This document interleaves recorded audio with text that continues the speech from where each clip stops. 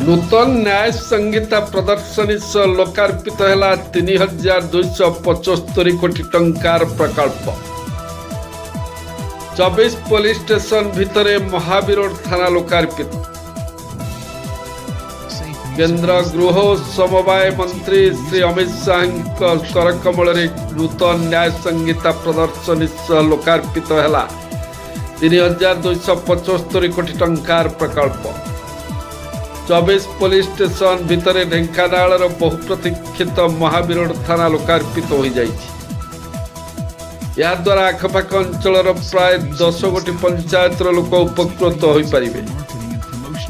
देश नूतन न्याय संहिता सह एफआईआर एवं केस गुड़िकर समाधान क्षेत्र में एक जुगान्तकारी पदक्षेप ग्रहण करा जाइछि। देश में जेको स्थान एफआईआर रेजिस्ट्री करा सहित तल कोर्ट ठारू देशर सर्वोच्च न्यायालय सुप्रीमकोर्ट पर्यंत न्याय व्यवस्था त्वरान्वित हो जहाँ डबल इंजिन सरकार एक अभूतपूर्व पदक्षेप। केस गुड़िक 3 वर्ष मध्य समाधान हेबो बोली स्पष्ट करिसेंती केंद्र गृह और समवाय मंत्री श्री अमित शाह। भर्चुआल लोकार्पण कार्यक्रम में परजंग विधायक विभूति भूषण प्रधान, ढेंकानाल सांसद रुद्र नारायण पाणी उपस्थित थे। केंद्र गृह तथा समवाय मंत्री श्री अनिल चंद्र साहा द्वारा आज ओडिशा रे अनेक प्रकल्प लोकार्पित हैला एवं शुभ शिलान्यास भी अनेक प्रकल्पर है। भुवनेश्वर रे गोटे वर्णाढ़ कार्यक्रम रे ओडिशार लोकप्रिय मुख्यमंत्री श्री मोहन चरण माझी एवं मंत्रिमंडल रे अमित शाहंकर घनिष्ठ सहयोगी केंद्र शिक्षा मंत्री श्री धर्मेंद्र प्रधान एवं राज्य सरकार संपृक्त मंत्री माने 2 उपमुख्यमंत्री उपस्थित थिले।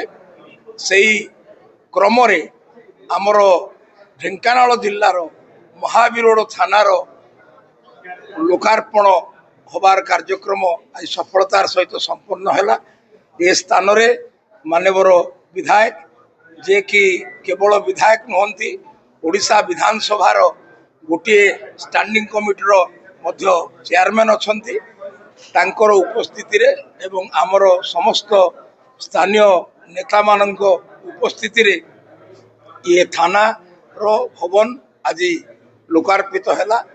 तत्संगे संगे राज्य रे सहकारिता आंदोलन सहित संपृक्त अनेक पदक्षेप आज ग्रहण करा जाइछि। मोदी सरकार सहकारिता बा समवाय विभाग को ग्रामे ग्रामे पहुंचेबा पई केंद्र रे 2021 मसीह गोटे स्वतंत्र मिनिस्ट्री करिसंती।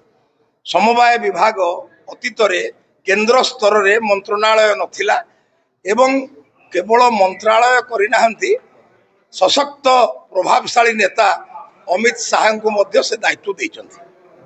आज आमर महावीर पुलिस स्टेशन आमर माननीय यूनियन होम मिनिस्टर श्रीयुक्त अमित शाह एवं ओडिशार लोकप्रिय मुख्यमंत्री श्रीयुक्त मोहन चरण माझी कर कमल आमर महावीर पुलिस स्टेशन आज उद्घाटित हो जाइए।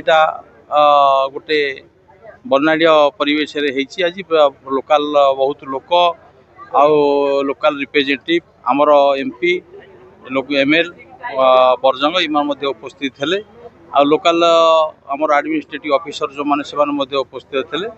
यहाँ जनसाधारण सुविधा दृष्टि गोटे भल थाना होती एवं समस्त सुविधा सहयोग ये थाना आमर ये तैयारी होती।